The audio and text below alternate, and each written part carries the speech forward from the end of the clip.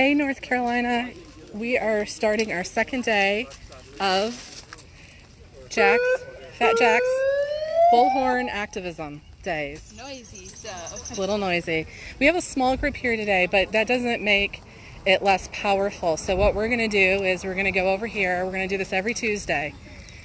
Feel free to join us. It's really fun. It really is. Now, you spoke last week. I did, yes. Can you tell us about that? Just like what I talked about and stuff? Or? Yeah, because I actually didn't get to record it because it was like a monsoon. It was pouring rain. Oh, yeah. Okay, so basically of course I was nervous as all heck, but basically I just talked about how I was a couple months away from fully paying a $10,000 2-year apprenticeship, and a couple months away, and then we were shut down. So if we got closed, and the way our building works is we are currently grandfather claused into our spot because as soon as we opened, they banned tattoo shops in Apex, but we are grandfather claused in.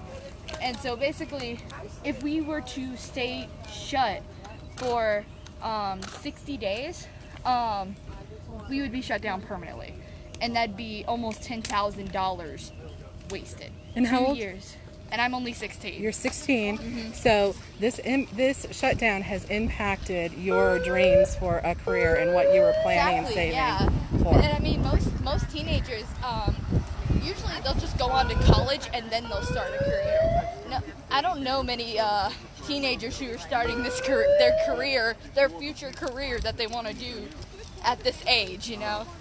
And you got to think, I started my apprenticeship when I was like 14, 15, so I've had this dream for a while. And how do you feel about the lack of concern? It's horrible. And there's your dad. Yep. And he's... I mean, it sucks, because, like, this could affect a lot of youth, like, and I have friends who are worried, you know, about the virus. I have a couple friends who have people who are at risk, so I understand their concern. But the rest of the people are just like, oh, you need to stay home, you know, and they're sheeple. They focus on the facts that aren't true. They constantly watch the news.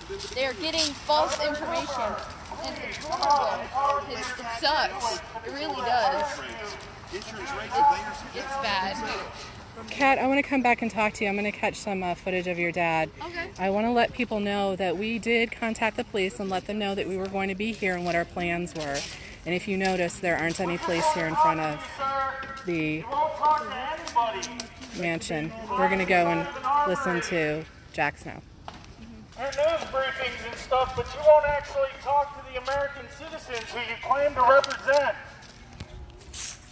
We want to talk to you, and we're not going to stop. Even after phase 56, we will still be here. We found your loophole, by the way. We're working on it. We appreciate phase 2 or phase 1.3657 because you didn't even open the businesses you promised. We have some new numbers this week. You've officially had more people commit suicide in the last 4 weeks than all year last year. Did you notice there are no police here? There are no police. No. Why don't you come on down, sir? Have a conversation. Obviously, the security detail here shows that we're not violent people. We just want to have a talk with you. Yeah, but not often enough to ever remember. We brought some familiar faces too, by the way. Other people that you wrongfully arrested. We don't appreciate you sending your people out here to cuss at little children and women. So if you got any intentions of calling your dogs out today, just remember there's little children here that also came to speak with you and wonder how a grown man could make them suffer, take away their school, their playgrounds.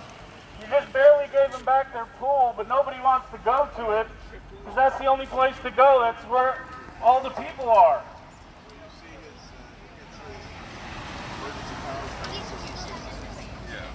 If you're up there in your office today, I just want you to know that you could come down and this would all stop if you just crack open that door, come over here to the front of the gate. There's way more than 6 foot of distance. You don't even need a mask, which by the way is bad for you.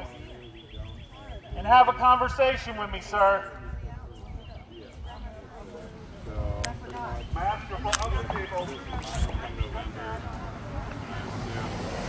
You know, I think it's pretty messed up that you can sit inside your beautiful home and jeopardize our beautiful homes. Some of us worked for a whole lot longer than you to be where we're at. And to see you claiming to do a job that you're failing to do for the American people, for the North Carolina people, and you won't even come out that door and have a conversation with some good Americans.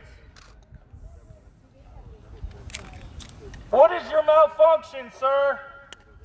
You swore an oath to the Constitution. You're supposed to be out here talking to us right now, and instead you cower in your rent-a-home. There's no need for this, sir. I won't even tell people where you go get your hair cut at. I just want to talk to you. Why won't you talk to us? Why did your motorcade almost run over a woman to keep from being seen in the same picture? You broke the law, almost hurt somebody really bad just to avoid a photo? What the hell is going on, sir? Come on down, crack open that front door, have a civil conversation like a man.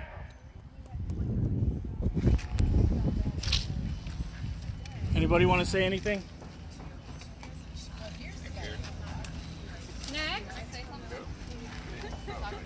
Nobody wants to go first. I'm not a front runner.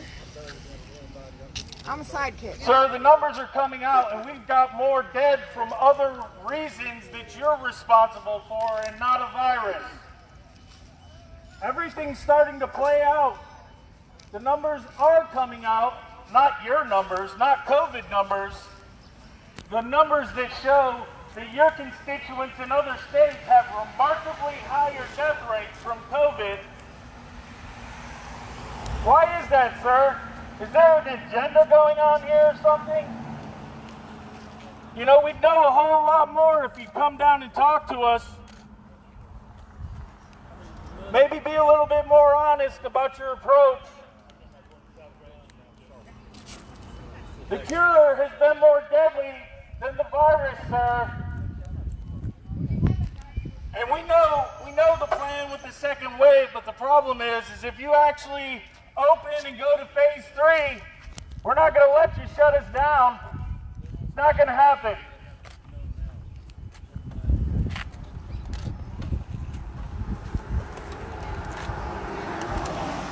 What was up yesterday with lowering the flags at half-mast for COVID victims and feminists? What about the people that died to get you where you're at? What about the 600,000 people that have died in the name of America? But you lowered your flags half-staff for COVID victims that we don't even know exist? Where is your heart at, sir? Where's the intestinal fortitude to stand for what you believe in? What about that Bible that you swore on? That you swore an oath to the Constitution? How many out here have cell phones? I have cell phones. Look up JJ Gray mofo. I think I'm ready, Jack. The sun is shining down. You want to call I'm going to talk about We have someone from Reopen Wake County who has been doing awesome activism out there. She has been a real force. Last week, look at how brave this is. Last week, she was shaking a little. We brought some people who want to speak This to week, you. she's got it. Even though we know you don't listen to us, we're going to come. And if we have to start coming every day, we will. A line is forming. Gives me more time. You're going to be awesome. It's going to be great.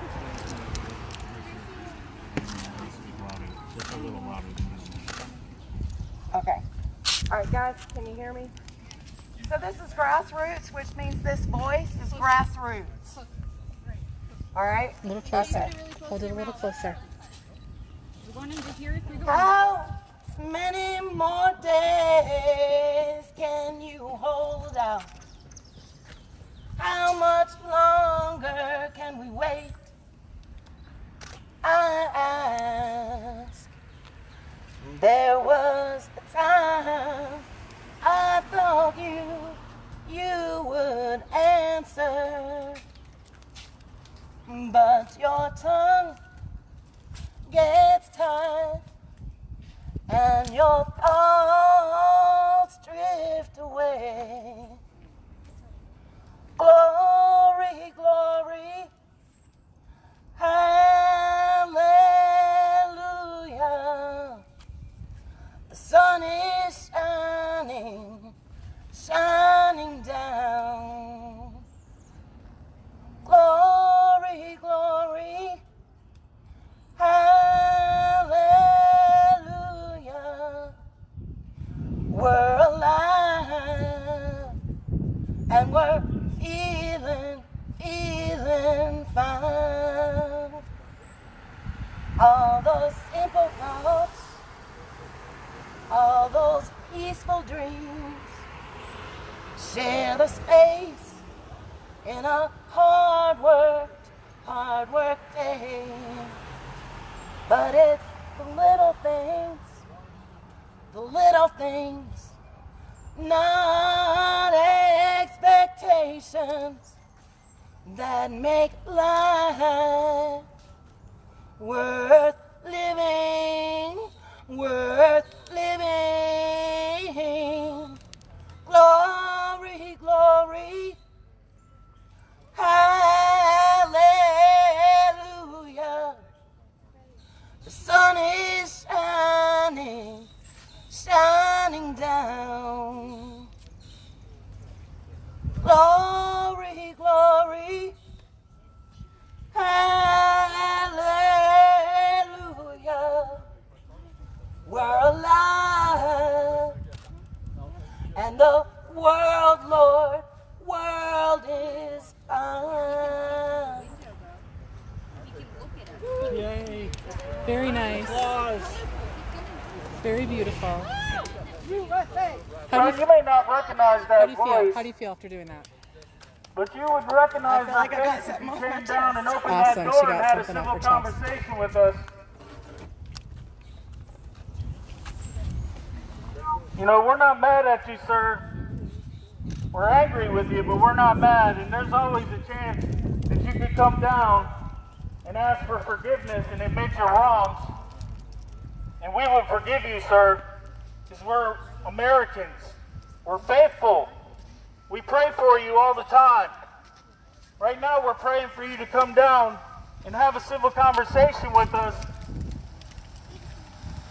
so that we might be able to discuss going forward what the plan is, because you won't always be governor, sir. You're going to have to re-enter society. Don't you care about that?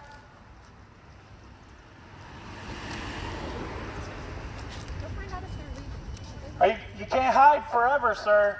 You're going to have to answer for what you've done, and it's bordering criminal right now. So why don't you come on down? We'll recant the story about how you had your back turned to us the whole time we were talking to you last week.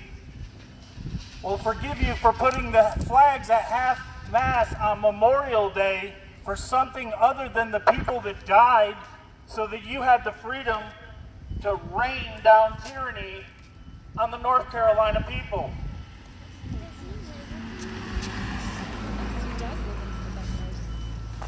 Sir, you've never met a bear like me, and when you poked the bear, you awoke something that you couldn't handle, and I assure you I'm one of a kind, and I will see you in a day in court.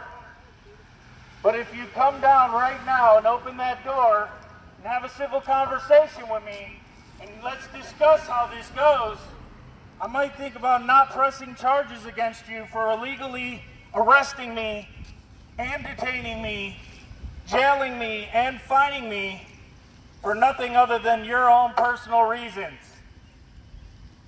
Because my father raised a good man.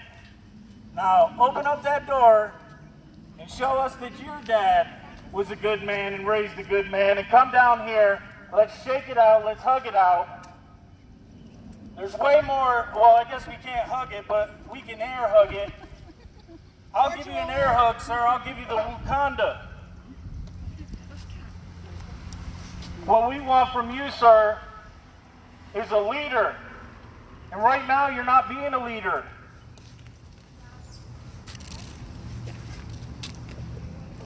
You know, you got your people driving around making fun of us, flipping off little children and cussing at them, and then taking pictures when the real adults step up and try and get rid of them. And then you post a stupid story about how we're angry and we're violent. If we were so angry and so violent, why isn't your sidewalk lined with police officers? Maybe they just decided they didn't want to work for you anymore. I would do that. Because we got more respect for them, sir, than we do for you. And I really do. Really, like, I'm actually really surprised and happy today that you didn't put them in front of my bullhorn or make them stand out in the rain for your own pity fear.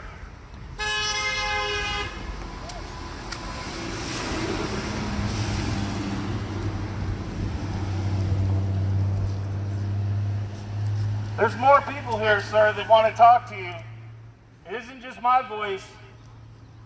I'm just the one standing on behalf of them, speaking to you, encouraging them to speak to you, because you won't talk to us, sir. What kind of grown man doesn't talk to his own constituents? Maybe you just, you're going to call your people. You're waiting for your reporters to show up. Well, let them report this.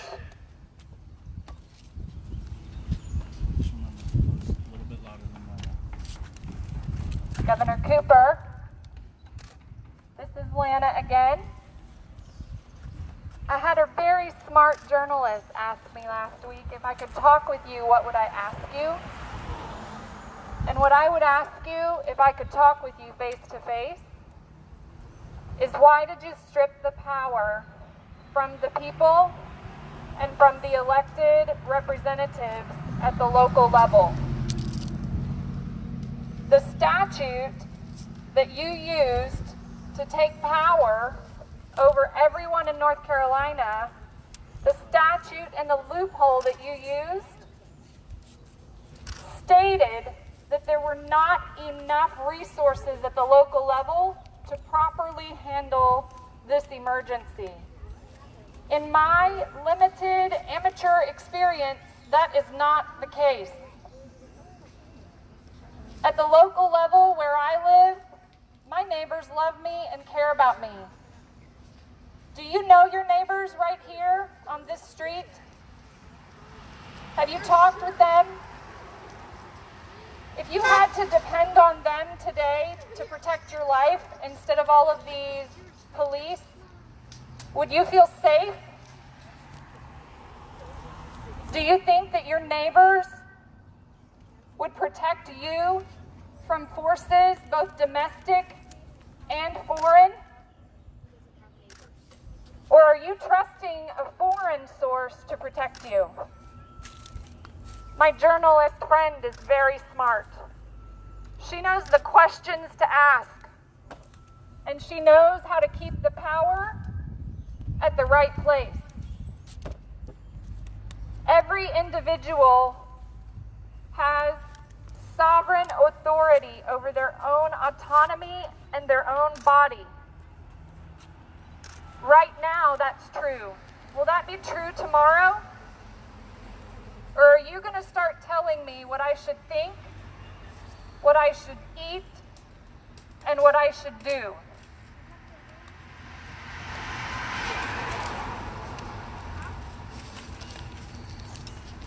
I see you had your people starting shame campaigns. That's awkward, and that this repetitive history lesson that you keep giving the American people like we don't know. Like we didn't know how people retrain thoughts by shaming people, by taking them out of their homes and making them feel less than human, until they started saying the human things that they wanted them to say.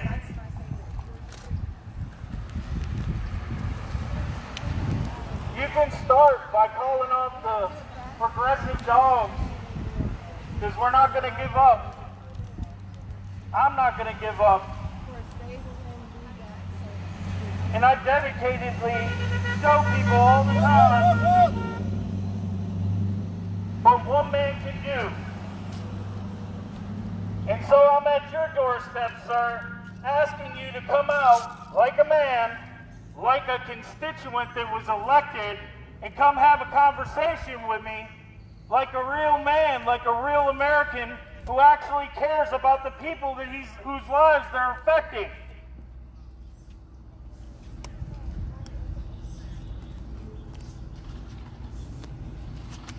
We've seen it all, sir.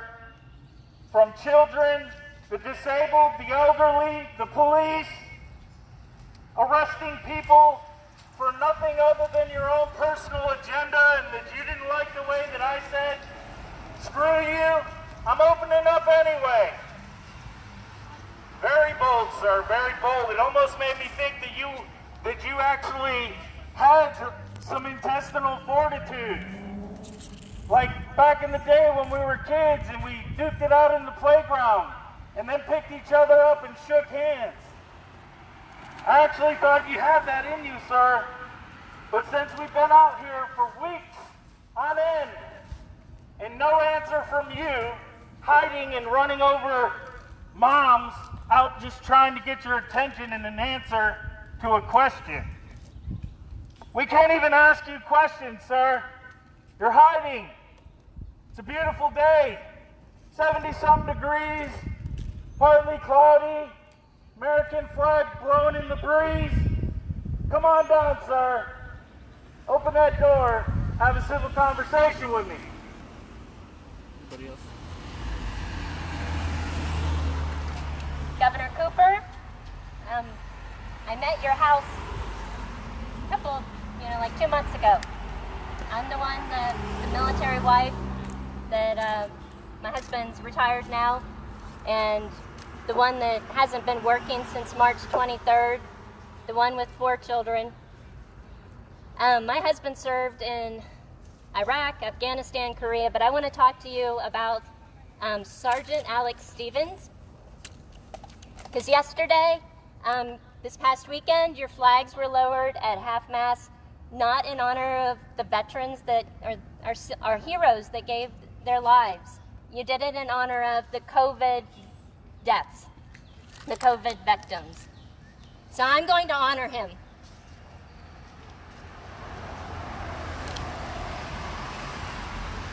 Sergeant Alex Stevens gave his life for our country April 12th, 2007. He had a daughter he just barely got to meet. Her name is Sienna. She's 13 now. She represents more of America than you ever will.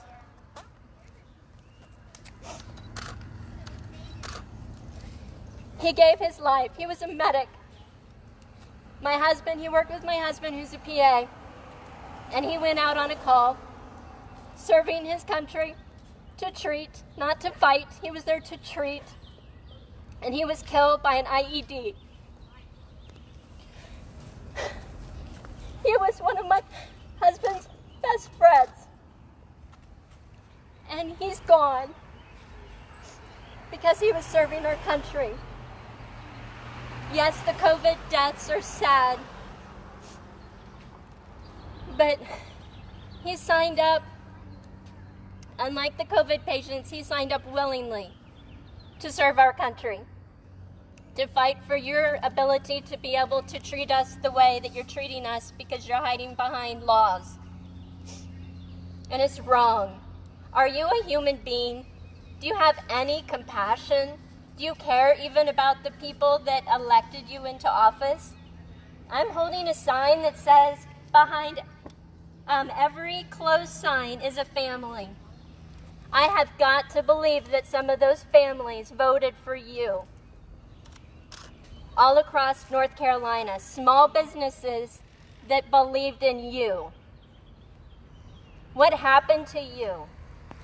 Don't you care about them? They want to get behind you because they believe in whatever it was that you stood for, like important things like putting men and women's restrooms because that's so valuable. And they got behind you. And you're even squishing them. And with this convention in Charlotte, there's small businesses that are depending on that. Whether they like whoever's running or not, they are depending on that. That is going to be a life source to them. And you're shutting that down. You're saying believe in science. Well, what about believing in God? Do you believe in God? You said you taught Sunday school. You're not God. Someday you're going to face your Creator. We all are. And you're going to have to give an account for what you've done to North Carolina and who you are actually serving. Because you're not serving North Carolina. You are serving yourself, your own political gain. I'm not sure who you're going to get to vote for. Do communist people, I guess they vote multiple times to take care of the rest of the people. But you're not even representing your own political party of the Democrats. You're squishing them, you're driving nails into their coffin, and then you're busting the board. They just want to have the right to open, and they want the right to have their freedoms that Sergeant Alex Stevens fought for and gave his life for. Do you even care? Can you even come out and just show us that you care? Even if that means sending your butler out to talk to us and to acknowledge us, we'll take the butler. We'll take the cleaning lady. Those are our people. They have jobs, and we are so thankful that they have jobs and you're still employing them. Send us somebody to talk to that might be able to talk to you. Anybody from your party. The guy that walked your dog, is he a family member? There goes the dog right now. We'll talk to the man that walked your dog the other day. At this point, we don't really care. Give us somebody. You stand behind a TV screen and you tell us what's best for us, but you don't let us pick for ourselves. Well, you picked the wrong country. We're not China. We're America. And we get behind Americans. So yesterday, you didn't lower the flag for Sergeant Alex Stevens, who died on April 12, 2007. So right now, I'm going to pretend like I'm now lowering those flags for him. Because if I were to go over there and lower those flags, you would arrest me because I'm not allowed to stand on that sidewalk that my tax dollars used to pay for, but now they don't because now we get unemployment. But I guess we'll still pay for them with their unemployment. Send your dog walker. We'll talk to him.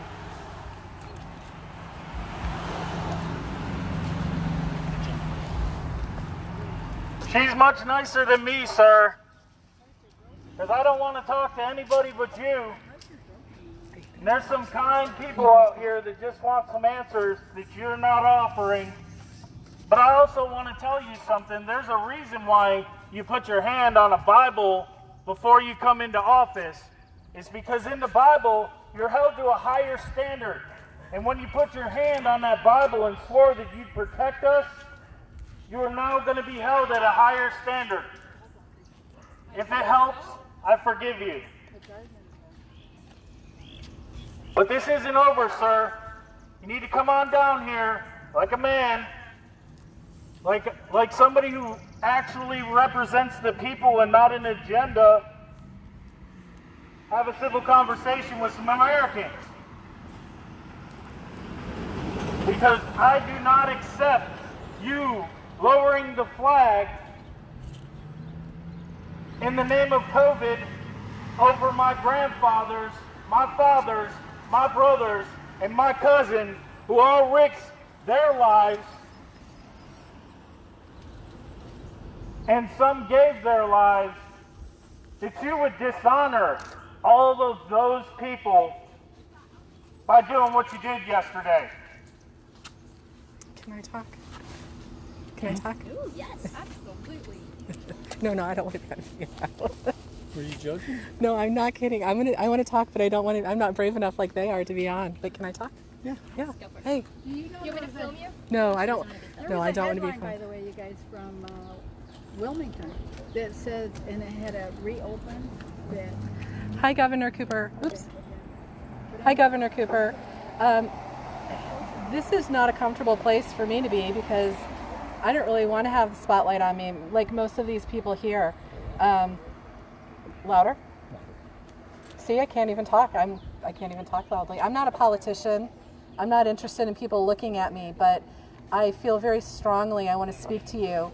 I go around and interview business owners, and I want to tell you that each story breaks my heart a little bit more about what's going on here. This is not a political issue. I am a conservative, I'm a Republican, but I hope to meet you someplace, maybe the middle of this road right here, and have a discussion about what you could do that would help the people of North Carolina. These people are actually your supporters, and I'm going and talking to them and listening to their stories. It's breaking my heart. Why is there not more guidance and leadership from your office on the issues that are important to them? They have their life savings invested into these businesses. It's not just a matter of sitting home and watching TV to them. These are people who, while they may be Democrats, they're afraid of being dependent on the government. It's just not that easy. You don't have anyone talking to these people. They call your office and nobody is answering. You can do better. I worked for a Democratic congressman, Congressman Howard Wolpe in Michigan, and he taught me a lot of things. He was a great man, although I disagreed with him in the end on politics. He taught me a lot of things, one of them being customer service. He taught me how to respect all constituents, Democrats and Republicans, when he was in office. He had a number of people cross over to vote for him. You can look him up. I worked with Jesse Jackson with him. You can look that up. These are all true facts. I'm here to say, whether it be Democrat or Republican, someone needs to come up with a solution for these small business owners. America is founded on free enterprise. You have to respect that. Even Democrats who are business owners rely on free enterprise. Okay, these people don't want to be dependent on the government. We're not going to stop coming down here. There may be 5 of us now, but we're going to keep building and building and communicating to people and telling them, come down here and tell Governor Cooper how you feel, because you won't listen to us. We have to come out here and do things that are out of our box. We're not trying to be politicians. You're very comfortable in front of a camera. We're not. We don't want to be. We want you to lead. You can do better, and I call on you to do better as a Republican, but I would help you, because this is about saving North Carolina. You want my help? I think you know how to find me. I will be glad to come over here and sit down and chat with you about the people I have interviewed, the emotions, the heartbreak, the devastation. It's not okay. I will join you. I will help you. I worked for a Democrat. But please, you need to hear these voices. It's very important to us. There's just a few here, but it's a powerful message, and I hope that you will listen. And if you need help, call on me. I will come and help you.